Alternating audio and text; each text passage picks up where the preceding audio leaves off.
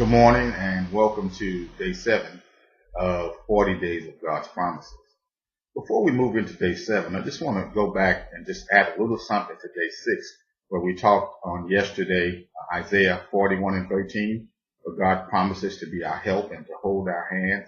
So allow me to add, He will hold your hand. That's His promise through dangerous situations.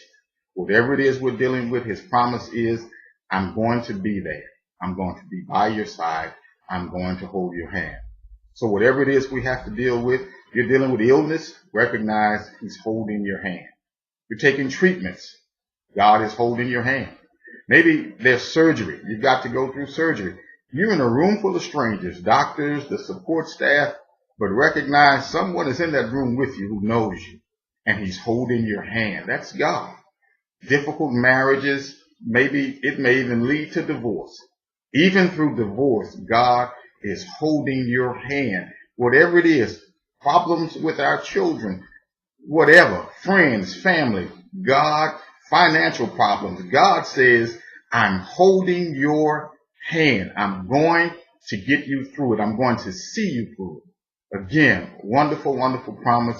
Let's look today, day 7, Book of Proverbs, chapter 3, verses 5 and 6. This is this New Living Translation, and it reads, trust in the Lord with all of your heart. Do not depend on your own understanding.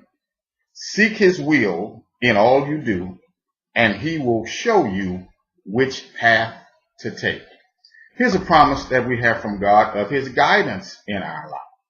And His promise is, if we'll place our trust in Him, if we'll give God our heart, not only will He protect our heart, but He will guide us in that which is right. I know sometimes we give our hearts to people, maybe we've done it in the past and they've hurt us, they've hurt our heart, they've done things to cause us not to keep our trust and confidence in them. But God is saying, if you give me your heart, I'm going to protect your heart, and I'm going to guide you in that which is right. And again, we've got choices. We've got that thing called free will, where we can decide, will we follow God's way or will we go it on our own?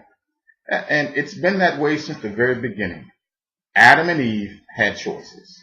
Now, before we put it all on Satan and say, oh, he did it and that's why sin came into the world, he gave them an option. Yeah, he presented another perspective. And they decided, you know what? Yeah, we can't trust God. We're going to go with this fellow. We're going to go with Satan. And we see where that has gotten us. Well, just like Adam and Eve, we have choices. We have options. And it's our choice. We can choose, and sometimes we can get it right when we go on our own. Let's say 75% of the time we can get it right. But when we follow God, He directs our paths, and it's right 100% of the time. I take 100 over 75 any day. Let's put it at 90. Let's say you get it right 90% of the time when you do it your own way.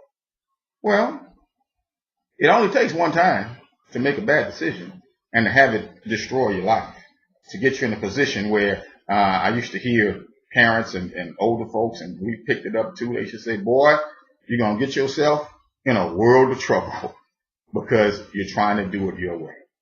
God's promise is, I will direct your path. I'll guide you. I'll guide you through difficult moments. I'll guide you when everything is fine. I'll be your guide, just as He guided the children of Israel with a pillar of fire by night and a cloud by day. He's still a God that wants to direct our paths and lead us into that which is right. Lead us into that which is holy. Lead us into that which is best for us. That's day 7. Again, read at least 3 translations. God bless you. We are so thankful that you're taking this journey with us. Again, invite family and friends. Don't forget 3 translations. Read them. Let's study them. And let's accept the promises of God. Thank you and have a wonderful day.